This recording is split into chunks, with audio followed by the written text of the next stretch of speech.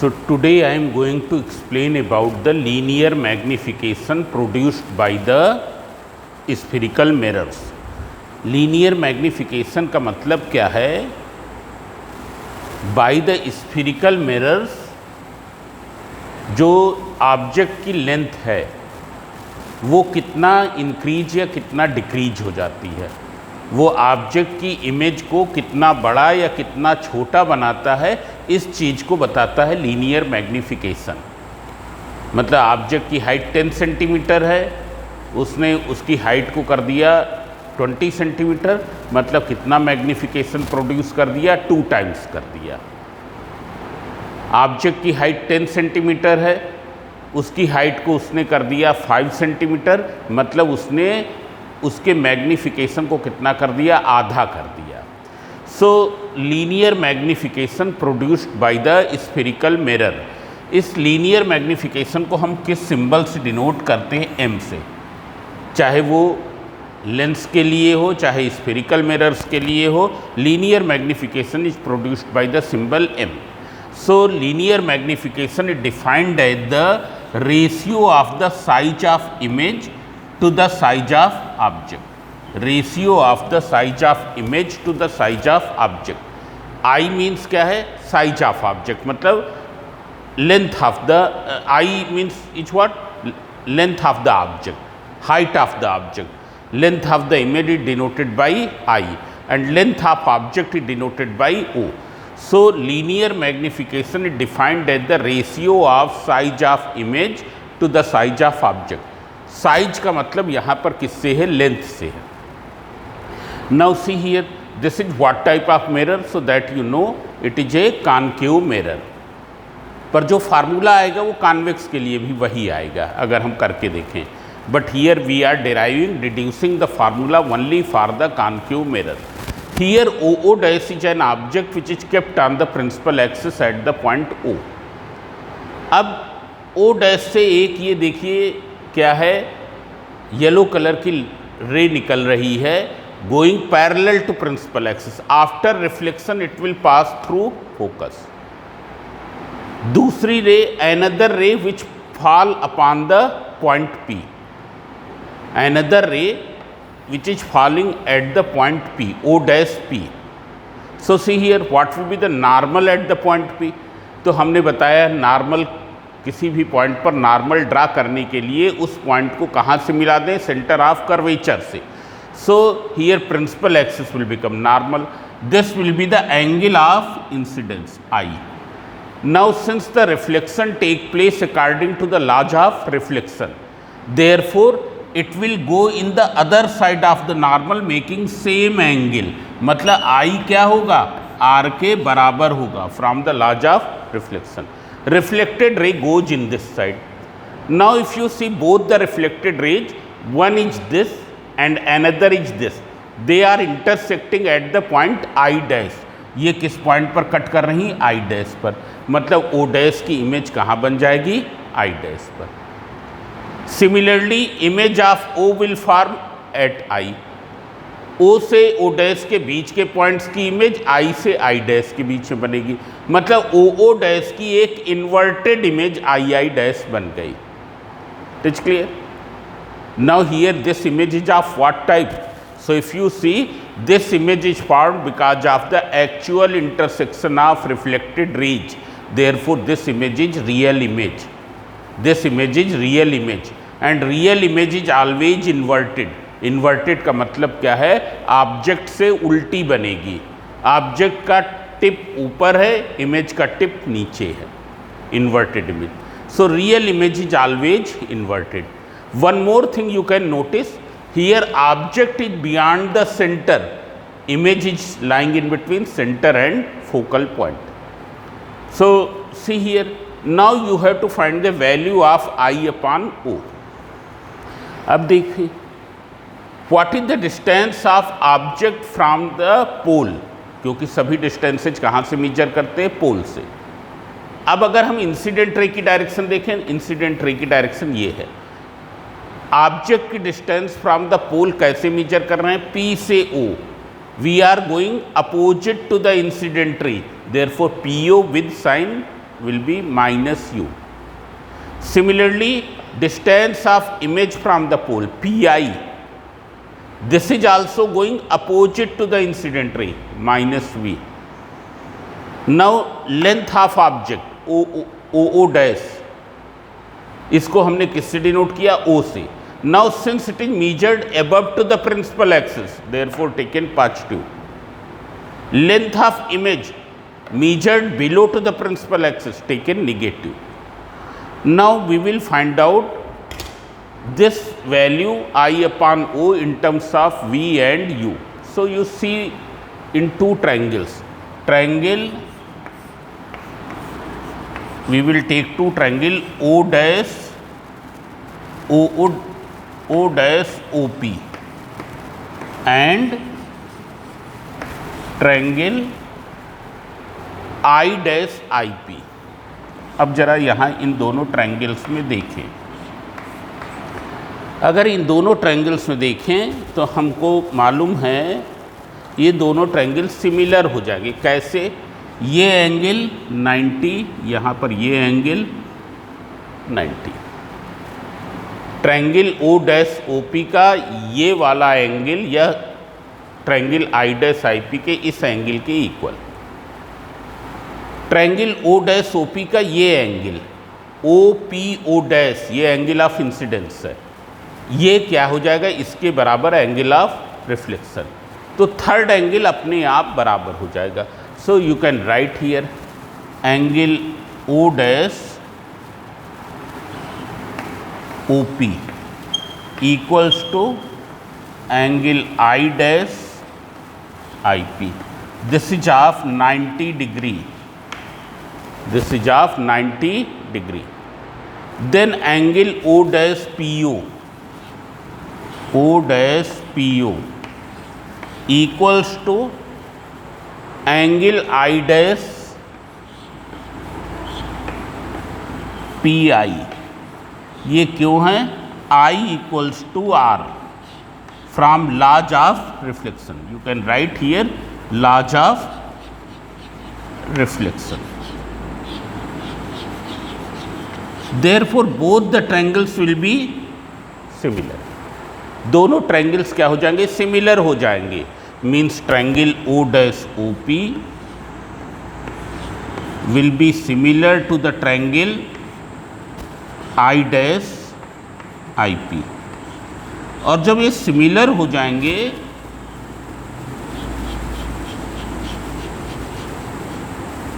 triangles,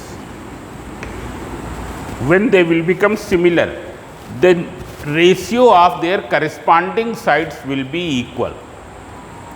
अब अगर देखें OO डैश के करस्पॉन्डिंग कौन सी है? II dash. OO dash 90 degree और इस एंगल को टच कर रही है, यहाँ पर ये दोनों है, तो II dash. Then if you see OP के करस्पॉन्डिंग क्या है? सो OP के करस्पॉन्डिंग यहाँ पर क्या है? IP है. It's clear. So you can see here, you write OO dash upon II dash equals to OP upon IP. This is by which reason ratio of corresponding sides of similar triangle, ratio of corresponding sides of similar triangle. ये दोनों triangles क्या हो गए? Similar हो गए और इनकी corresponding sides का रेशियो भी क्या हो जाएगा? अब इक्वल हो जाएगा. Now see here, we will substitute the values of these.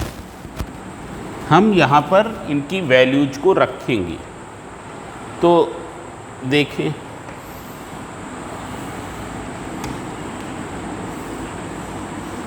you can see here what is OO dash. OO dash height of the object, length of the object, and it is measured above to the principal axis, so we will write plus O. II dash length of the image taken below to the principal axis minus I equals to OP. OP क्या है? ये है measured opposite to the principal axis minus u, and it is minus v. So when you will simplify, what will you get? We will get minus o upon I equals to u upon v. पर हमको तो क्या चाहिए? ये चाहिए। तो minus आई अपान ओ क्या हो जाएगा? दोनों साइड को इन्वर्ट कर दें, रेसिप्रोकल कर लें। माइनस आई अपान ओ उल्टा कर दिया, v upon u. So what will be I upon o? I upon o equals to minus v upon u. So what will be m here? M will be equal to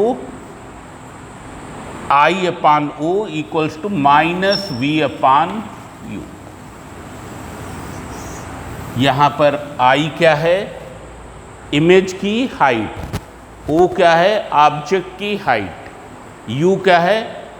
distance of object from the pole of spherical mirror, V क्या है? Distance of image from the pole of spherical mirror.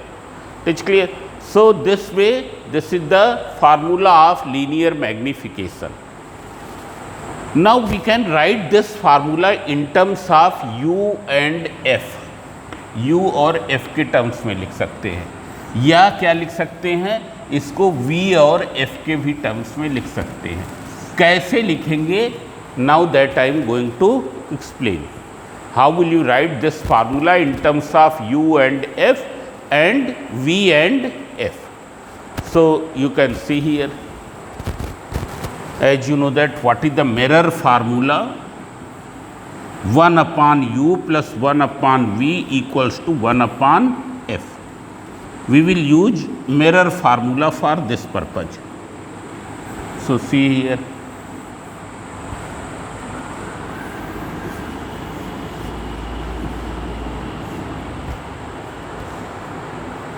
Mirror formula से हमको मालूम है 1 upon u plus 1 upon v equals to 1 upon f. Now we will multiply each term by v. Multiplying each term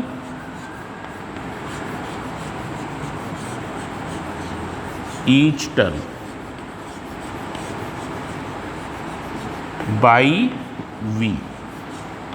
v से सभी एक term को multiply करें. What will you get? v upon u plus v upon v equals to v upon f.